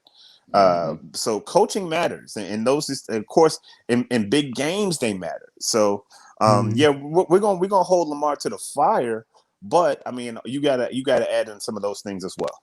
But like it's good that you pointed out the Steelers and the Chiefs. You know, it's because that not to say that the Ravens offense is imbalanced, but you know you can the Steelers gonna hand the ball off, Ben Roethlisberger gonna drop back, he gonna complete it. Like you know that with the Chiefs, but with the Ravens, you're like, oh, is that gonna happen though? Like, are they gonna get that third and you know what I mean? It's kind of like you know that Pittsburgh gonna do it. You know that Kansas City gonna do it. You're not as confident that Baltimore is gonna do it, and I think that goes into what we're talking about. Listen, you get up on Kansas City 17-3, and you're like, okay, well, game ain't over. You get up 17-3 on Baltimore, it's like, well, I don't know. Right. No, you're right. And that's a good assessment. I just wonder if they if they're seeing this, like they signed Dez. We'll see what happened with Dez Bryant getting there and see if that, You said what? That can be something. They signed Dez, so I know that, but you said that like but Dez finna come out here catch 172 balls. Duh, but he gonna catch 5. Like 92 years old. And what other wide receiver? Hey, what other wide receiver on that team? Right. No, I'm just saying. Probably is. Right, that's my point. And then not only that, but you got everybody on that team is like 16 years old. So with Dez coming in, part of it too. Yeah. And Dez giving them experience, Dez not only just played in big games, but Dez know how to run. Dez gonna show them how to be. He gonna show them how to be a professional. I mean, honestly, think about it. Dez was a professional. I mean, I know. Right. I know he's older now and things like that. But when last time you heard somebody say, "Hey, I want Dez in my locker room today"? And that lets you know how bad it is in Baltimore. Exactly. But we'll see. I mean, I think that Dez can come in and show these receivers how to run routes, because they're young. They're not good. Let's be honest. They're not. So, and then you sounded like I can't think of who you sounded like when you said, "Let's be honest, they're not good." I can't think of who you sounded like. But then like he's a big target too. So hopefully he can shake the rest off and he can come and he can help the team. But he need help, man. He need help. I think that, and I didn't mean to cut you off, but if you're looking at wide receivers, I think you got to bring in Steve Smith as your wide receiver coach, man. Because that dude, you talking about make the guys better. Steve, you bring a little Steve Smith in there, boy, he'll tough. He gonna make them tough. Yeah, I mean, do you want Dez to be a coach or you want to be a player? That's my thing. So, I mean, Dez is gonna be what he's gonna be. I like Dez. I pull for Dez, but I mean, the talent in there isn't really elite in that wide receiver room. Yeah, I definitely root for him too. For real, I definitely root for him. Yeah, so like I said, we're gonna see, man, and want to get you all's take on the Bears situation. I'm not gonna make this a rant. I'm not. I promise you I won't. But I might. we finally got to see. We finally got to see. Everybody got to see what it's like. So that Monday night against the Rams, it looked bad, but it was more so you thinking a Rams defense, Aaron Donald, of course. But you saw more on just foes having a hard game, the offense struggle, like offensive woes. That game Sunday evening against the Saints, it showed the bad coaching. It showed not only bad coaching, it showed the flaws in the offensive line, of course. It showed the flaws of Nick Foles. It exposes. Even Troy Aikman was getting upset. I'm getting frustrated. He said it on TV. I'm getting frustrated with these play calls. That lets you know. You know what I'm saying? Yeah. And like, Troy only do that. Troy only do that when it's bad because he called people out. He'll be like, "Hey, I'll tell you. I can't sit here and Yep. And he's my favorite announcer now. But real quickly, D, just real quick, just your assessment, what should they do? Or let me ask you this. Do you think now we know about Nick Foles and we know about the line and the play calling, but now do you look at this and say that, okay, this is you blame, so Mitch Trubisky was to blame or back then, or do you see now it's like, all right, so it's not really just a quarterback situation? So hold on, we talked about it before. I didn't think that Mitch was playing horribly, but I always told you he wasn't playing worthy of a number 2 pick. Right. So that was my thing, right? So I've said this for about the last 4 games, 4 weeks or whatever you want to call it. The offensive line is horrible. So let's start there, right? That stops everything. That stops the run and makes you do different type of passing plays. However, as a play caller, you're supposed to learn how to call plays where your offensive line will not be affected. Whether it's a 2-step drop, whether it's a draw, or you're going to swing, or whatever you're going to do, you're going to swing the guard and do this to get away from your offensive line being so horrible, right? And if you're not doing that, then you're not doing your job as a coach. And what we was able to see Sunday is him not doing his job as a coach. Right. I think it's on Nagy. So, E-Dub, you're quickly, real quick, because we got the guests coming on. How do you feel about that? Do you think that it's more of, or do you understand what the situation with the quarterback now? What's going on? Do you feel like they shouldn't have benched Mitch Trubisky, or should have been, let's see what we got, or should they go back, or how do you feel about that? I'm kind of on D. Like, I think that whoever your guy is, you have to put him in the best situations to win. If you know your D line, if you know your O line isn't really that good, you got to go more play action, more quick hits, more 3-step drops.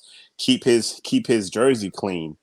In the beginning, it was all good, you know what I'm saying? But I think that when especially when we pull for teams, I think that they're never as good as we think they are, and they're never really as bad as we think they are. I think they're always kind of in that gray area, and I think the Bears are kind of in that place where they're kind of leveling out to who we think they are. And that's a good football team, but there's still questions about their coach play calling. There's still questions at the quarterback positions, regardless of who you have out there, Trubisky or Foles. I think there's questions at both players. Right. No, I agree. And if you are watching, I don't see it, but I just got a message that I was just going to say, quick break. They put him. Yeah, we got a new. They president. gave. I don't know if Trump. I doubt he conceded, but they're saying that it's going to be next year. He still ain't going. They're saying that Biden is the new president. Did they concede? Or I mean, it's just Nah, Oh no, he ain't the concede. which state? Which state Pennsylvania They came in. called Pennsylvania. Yeah, I Is think that what happened? they Pennsylvania call? came in. Okay, so Yeah. that was it. So there we go. All right, we're gonna take a quick break. We're gonna be right back. So stand by. We'll be right back.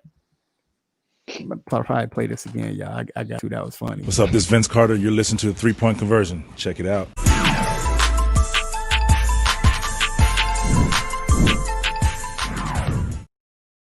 The Hawks started off slow in the game and battled their way back up, but yet still they.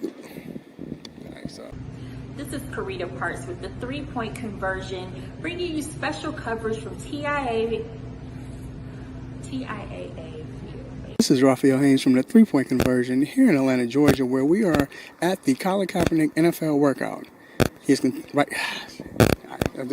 This is Dennis Pendleton with the 3-Point Conversion, and we're here at Super Bowl 53. Haynes from the 3-Point Conversion here.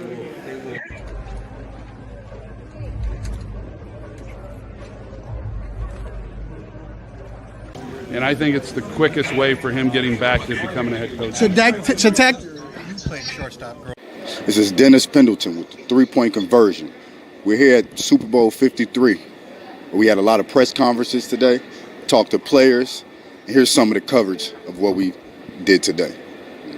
Dwayne Haskins was looking for redemption after a rough debut earlier in the season. Haskins went out with an angel. This is the second of a back-to-back where the Hawks were blown out. The Hawks are now 1-8 in that game.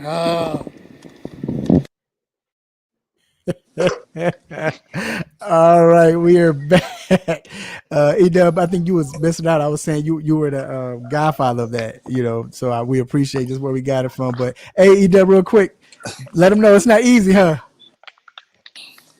Hey man, it's a grind. I'll just say that, brother. But it's all good, man. Iron sharpens iron, and we sharpen each other, so it's all to the good. Yeah, that's crazy. All right, so we have. I ain't gonna say it no more. You see the name. We have our cousin. I was gonna try to get y'all if he had a name. You should have put Christian McCaffrey, man. I guarantee you they would have thought it was you. Thought you was Christian McCaffrey, but we got our family, our cousin, Dr. Donald Fowler III from Ortho Atlanta. How are you doing today, Doc? I'm good. I'm just getting ready for the Chiefs tomorrow. Ready to roll. All right, man. So I have to ask you, Drew Brees, he was listed on an injury report earlier in the week with the shoulder injury. Now they said he took him off, but Sean Payton said that we will let you know if he's going to play or not. So what's going on with his shoulder, and should Saints fans or fantasy players, should they be worried about Drew Brees right now on the shoulder? Yeah. I don't think they should be too worried at this point. I mean, Brees kind of almost laughed it off himself and kind of said, hey, guys, I'm 41 years old. I'm going to go through some things, but I'm fine. I always sit out Wednesdays, et cetera. He's not always on the injury report, so certainly I think it's something to just kind of keep an eye on, but I wouldn't be too concerned. I'm actually more interested to see what Michael Thomas can do, since it's been a long time since we've seen him do anything. So it'll be interesting, I think, overall, just to see how everybody kind of meshes together tomorrow. So. Now, Detroit Lions wide receiver Kenny Golladay has been ruled out with the hip injury. He's listed as week to week. Well, he's always listed as week to week. Is this considered as a lingering injury? Always. I'm a little more worried about the Kennedy Golladay situation, because this wasn't one. I mean, they came out pretty early this week and said he was done. He wasn't playing this week. It wasn't kind of coming into the weekend. He's questionable. He's going to be a game time decision. So it makes me, even though they're saying week to week, it actually makes me think it's actually going to be at least a couple of weeks until he's going to be ready to play. again. So I want to ask you about Christian McCaffrey. They said he's supposed to be coming back today, this weekend. Curious as to the type of injury he has. If he comes back, like what are we supposed to be looking for? And I say we, and I'm talking about we as fantasy owners of Christian McCaffrey. Like, what can we kind of expect from his movement? I know he's probably not going to be 100%, but what can we kind of expect? Yeah, well, and again, I have him on one of my fantasy teams, so I feel you.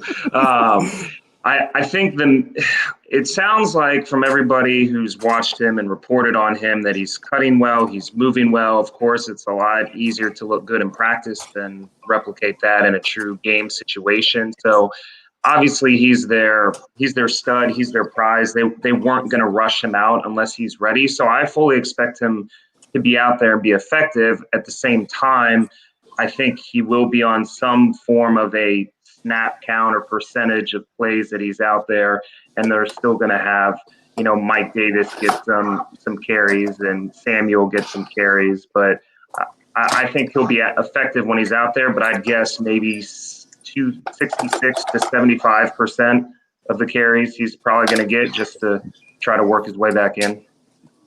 All right, and speaking of running backs, Baltimore Ravens running back Melvin Ingram missed last week, of course, with an ankle injury, listed as questionable. He's a big guy. Is it easier for him to come back off an ankle injury because he's straight, for the most part, going north and south versus doing a lot of cutting or whatever?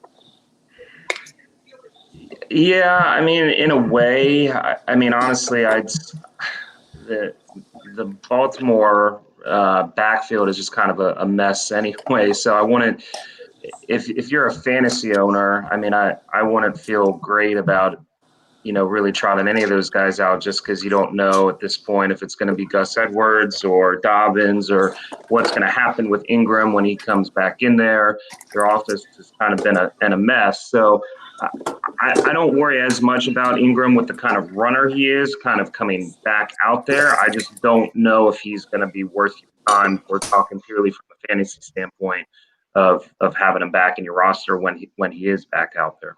So now, Jaguars QB Gardner Minshew is ruled out with the broken thumb on his throwing hand. Does it have to completely heal for him to come back? And how long do you think Jaguars gonna make sure he not play this year? When do you think he gonna come back? Yeah. So again, it's kind of a weird situation where apparently he was dealing with this injury for a couple weeks and still playing before even really let the team know. So in a way, I almost kind of feel like this is their way of making sure they almost have an excuse to audition their rookie quarterback and Jake Luton. And so they're even saying that he might not even have a job, even when he's quote unquote, healed or healthy. So I think he is week to week with both, I guess, multiple fractures and ligament injury, like they said, but I wouldn't be surprised if they kind of roll with their rookie out there kind of going forward, depending on how he produces. Well, all right. There you have it. That's Ask a Doc segment with Dr. Donald Fowler III. Man, we definitely appreciate you for taking your time out to come give us some information on these injuries. And, people, some of them are fans of the teams, but most are fantasy owners. So we know how that go. But we definitely appreciate you, Doc. And you have a great and wonderful day, sir. Thanks, man. You too. Take care. All right. All right, y'all. We got picks left, and we'll be right back. What's up, family? I'm Real Mike Rob. Make sure you tuning in to the 3-Point Conversion Radio. They got all of it, and they keep it funky. Let's get it.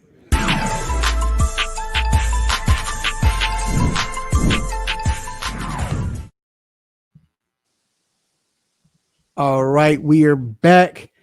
And all right, y'all. So we're going to get to these picks. Before we get to these picks, we got to do the nosy neighbor watch. So, and again, if this is first time listening or watching, this is where we pose as that nosy neighbor that's peeking in the blinds or whatever, trying to see what's going on, but we're actually being nosy, looking at a particular, what it could be, a team, a certain player, a coach, a staff, whatever, for the NFL. So, D Intellectual, I'm gonna go with you. Who is your nosy neighbor watch this week? Baltimore Ravens. They running up against the Indianapolis Colts, and the Colts been playing pretty well. We know they got a great defense. Phillip Rivers actually has played good the last couple games, and it looks like Pittsburgh probably is going to take the division. I know it's still early, 7-0, you easily can do whatever, but Baltimore don't have much room to be falling too far behind. Cleveland right there at 5-3. They got to come out and take care of business. They easily can fall into third place. E-Dub, you have a nosy neighbor watch? Yeah, man, and I'm gonna go with the team that we're actually playing this Sunday. I'm talking about the Buccaneers. We're playing the Saints. A lot of talk has been on the Buccaneers with Tom Brady and Gronk and AB and all that stuff, but very quietly the Saints have been winning ball games as well. Not far behind the Buccaneers in that division. So of course I'm gonna be watching the game on Sunday, but that's a team that I'm definitely have my eyes on. See, y'all some nice neighbors. Y'all just looking to see, just it seems like y'all just making sure the neighborhood's all right. I'm being nosy. I'm about to check on them charges. I want to see what's gonna happen with God, his name just slipped my mind. Justin Herbert, the head coach. Good Lord. Lynn. Yeah. I want to see what's gonna happen with him, because last week they blew another lead and quiet as kept. I mean, it's like the Falcons are getting jealous. The way the Chargers are blowing leads. I think the Falcons are like, hey, y'all still in all our shine. And Chargers have been doing this for the last 2 years. So they did it with River. It wasn't Phillip Rivers. Now they're doing it with a rookie, of course, but still. So it might be on Anthony Lynn. So I'm being nosy. I want to see what it's like. What's the temperature? You know what I'm saying? As far as other team, how they're responding. Is he looking nervous? Is he scared or whatever? So I'm peeping on that. And then honestly, man, I want to peep on this Tua situation. I don't think Tua. I don't know if they won and their defense is winning, but I wonder if he's going to play.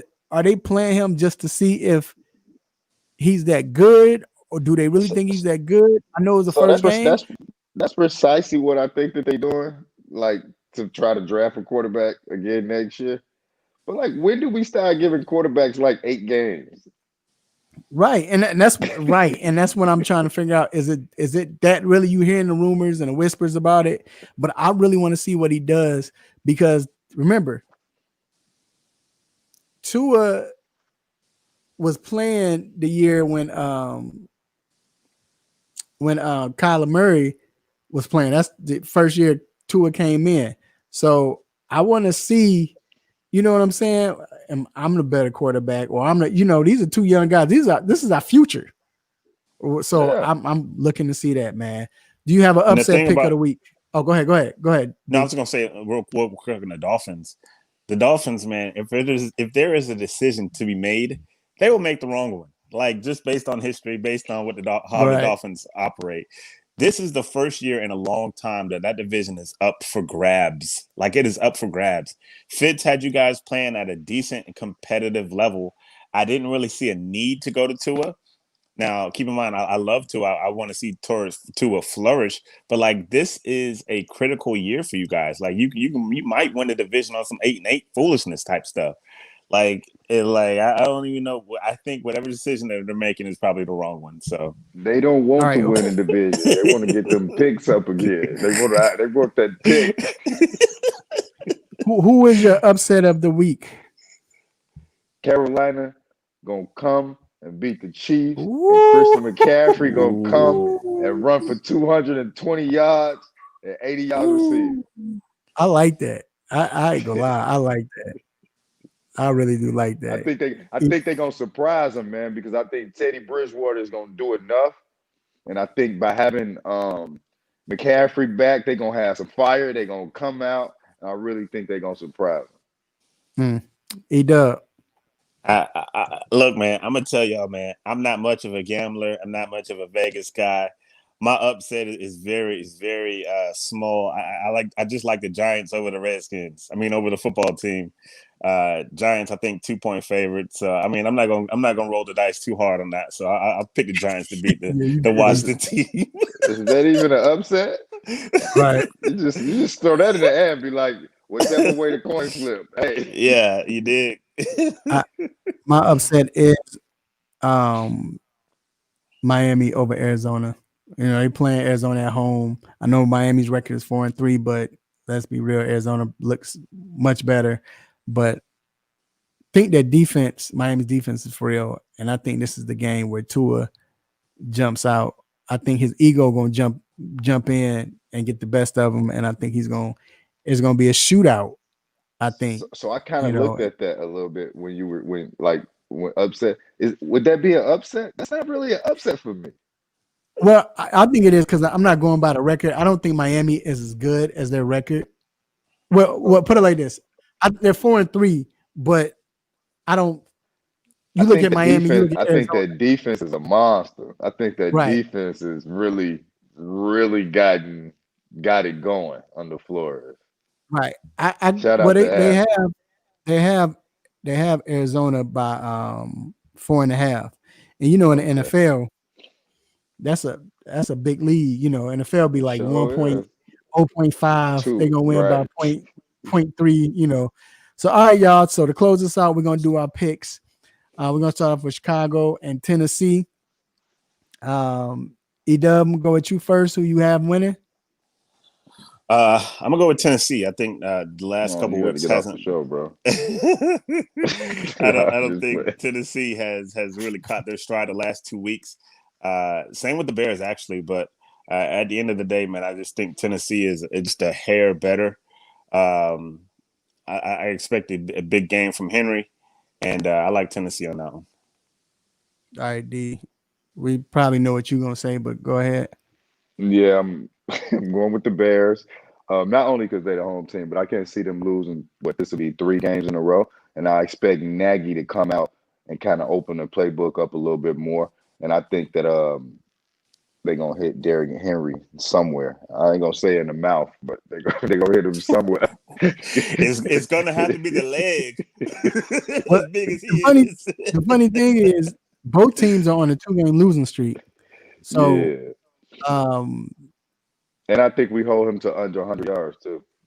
Right. I don't.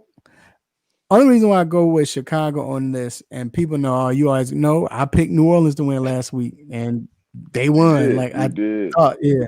So I picked Chicago. I think that game was so embarrassing. The Tennessee game was embarrassing too because they lost to Cincinnati. So, but it was more of that game with Chicago. Everything just went. No discipline, dropping balls. It was horrible, no discipline, everything. So I think this is the team that Chicago can beat because Tennessee's defense is not that good. And I think Tennessee doesn't go as far as Derrick Henry goes. Tennessee go as far as Tannehill goes. And because of the type of receivers they have, I think that they're not. AJ Brown is fast, but for the most part, he catching slants down the field. If they can stop that, I think Bears can beat them. So I got the Bears. All right, now Seattle Buffalo. I'll let D start. I'm gonna go with Seattle. Russell Westbrook is putting up ridiculous numbers. I think he's the front runner for the MVP. You think he gonna win the NBA MVP again? The NBA MVP? Yeah, you think Westbrook gonna win it? Russell Wilson, my fault. That's what you. I do that. I do that all the Me time too. with I do Russ, that all the man. time. Yep, I do that with both of them. Go ahead. That's crazy. It is. I think Wilson is putting up ridiculous numbers. He's like a video game out there, and I think Buffalo is tailed off, right? But I don't think it's their defense's fault. I think it's the offense's fault, which makes the defense look worse than it really is because they're out there so much. And I think that's going to be one of them games where Buffalo isn't going to produce much. We know Seattle's defense isn't good, so I'm not saying that. But I'm just saying it's one of them games where Josh Allen is continuously digressing. His accuracy has gotten worse throughout the season, which is crazy. So I think that's going to enable Seattle to keep Buffalo's defense on the field, and that's going to be the problem. All right, E-Dub. Yeah, man, I got Seattle. I mean, Russ is Russ. I was never really that big of a believer in Buffalo. I got Seattle. Okay. I got Seattle also. They just coming off a loss. If it'd be a shooter, Buffalo's defense is not that good. I don't think it's that good anymore. I don't know what happened. So I think Seattle's going to keep going. I think it's going to be close. It's going to come down to the end, of course. You know, Buffalo will have a chance at either tied or whatever, but I have Seattle. All right, DK Baltimore. Metcalf for 170 yards catching, I know, bro. right? Baltimore, Indianapolis. I'm going to go with Baltimore. I wanted to go with Indy, but because Indy has probably, if not the best, second best run defense in the league, but the way Baltimore shredded Pittsburgh's defense, they ran for over 230 something yards, and then with that defense, I think Phillip Rivers is going to make that costly mistake. So I have Baltimore winning. E-Dub? I got Baltimore. I think that Lamar has heard everybody talking about him all week. I think he's poised for a big game. I think they'll have no problem running the ball on Indiana. And, yeah, give me Baltimore. D? Yeah, I'm going to go with Baltimore also for most of the reasons y'all said. Lamar Jackson heard all this all week. He's going to come out and ball out. And, yeah, Indiana has that good run defense, but this isn't your ordinary run, right? This isn't just running down. Their runs are a little different than I think that's going to make the difference in the game. All right, Miami, Arizona. You already know my pick. I said Miami. I think Miami's going to upset them. I gave my reasons. So go ahead, D. Who do you have in this game? I'm gonna go with Miami also. I think their defense has really stepped up, and they're going under the Flores tutelage, and they're really showing up. I think that, like you said, Tua. I think Tua didn't like himself last week, right? Tua looked up and saw he had 99 yards passing. What was it, 98? What was it? Something real low, right? Like 99. I know he was like, I ain't triple. I don't have triple digits. Like, I don't think he's gonna be cool with that. I expect him to put up some numbers, and it wouldn't surprise me if it becomes a shootout. But that's what I was saying earlier. So yeah, I agree. E-Dub? I'm gonna go Arizona, man. I'm really big on the Kyler kid. I'm really big on him, and I'm probably even big on D-Hop, probably one of my favorite players in the NFL. Give me Arizona, man. All right, and then the last game, the game of the night. We're not even going to ask E-Dub, but we have Tampa Bay and New Orleans. I'm just kidding. Who do you have, E-Dub? Go ahead, let us hear it. I mean, I got my guys. You know, I'm always gonna go down with the ship, but New Orleans always plays us hard. They beat us in week 1. Divisional games are never easy. This ain't gonna be no walk away. You know, it's gonna be a tough game. I'm gonna go with my guys. Go ahead, D. So I picked Tampa Bay to win the NFC in the beginning of the season.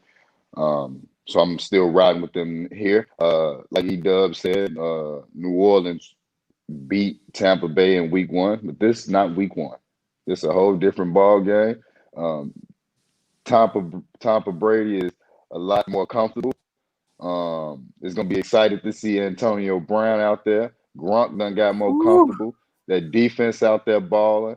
I think they're gonna come out, and I don't think it's gonna be a blowout, but I don't think it's gonna necessarily be your regular close divisional game. Here's what I gotta say about this game.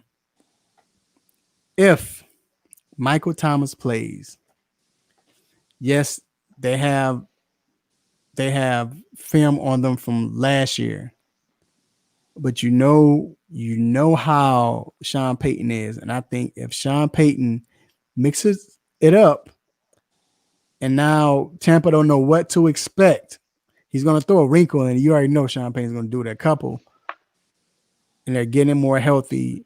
Is Emmanuel Sanders gonna play? I think he's still out. I don't know if he's still out or not, but yet still they're getting more healthy. I'm gonna go with the Saints, man. I think Tampa's still the best team, but I'm gonna go with the Saints. I just think that wrinkle, bless you. I think that wrinkle is gonna get them with Michael Thomas, and they don't know, they're not gonna know how to defend this team now. This is a totally different team from last year. So Yeah, he played for them. I know, right? But all right, fellas, that's the show, man. I definitely appreciate everyone listening and watching. I gotta put this up. I didn't even see this. He talking about this Bears game.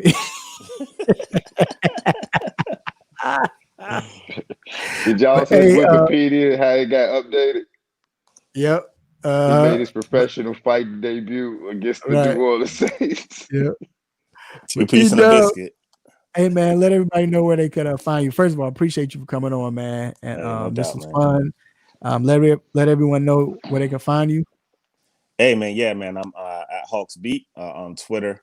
Cover the Hawks during off season and in season. I also do NFL Opening Drive podcast on Sunday evenings at 7 p.m. And if I don't go live, you can always just catch the podcast. So that is Game Time off the Game Time Radio Network. But it's been fun with you guys. Anytime you need me, man, just holler at me. Okay. And so if you don't hear any music, you already know what this means. It's time to let you go. Before I let you go, I got a couple of shout outs. You might be one of them. Of course, I got to give shout out to the Almighty God for giving me this platform to do what I do, say what I say, make you all mad, upset, happy, angry, want to give me the stop it button. I appreciate it, God. I thank you. I also want to thank Dr. Fowler for coming on. We appreciate Dr. Fowler for coming on. Of course, we said E-Dub. And couldn't do this without D Intellectual. Appreciate it, man. My guy, D Intellectual. Absolutely, man. I just want to thank everybody for always checking in, looking out for us, and even tuning in, even if we can't be at the radio station. Y'all always tune in and always make us better. Without y'all, there is no us. So just appreciate y'all for always tuning in. All right, and definitely want to thank my family, my beautiful wife, lovely children, cousins, aunties, uncles, nieces, nephews, brothers and sisters, grandparents, in-laws, play cousins. We appreciate you. Shout out to G, my guy G. And hey, I want to say love on family. Let family know that you love them while they can feel it and hear it. Eat good, have a safe weekend, be safe out there because it's some maniacs upset and mad, but be safe. I almost want to say if you got that burner, whatever, just be safe. That's all I'm saying. Y'all just protect yourselves. Like an ID. Right. And hey man, and watch sports. And until then, same time next week, same show, same crazy host, same sports nonsense. Will you miss me? Peace.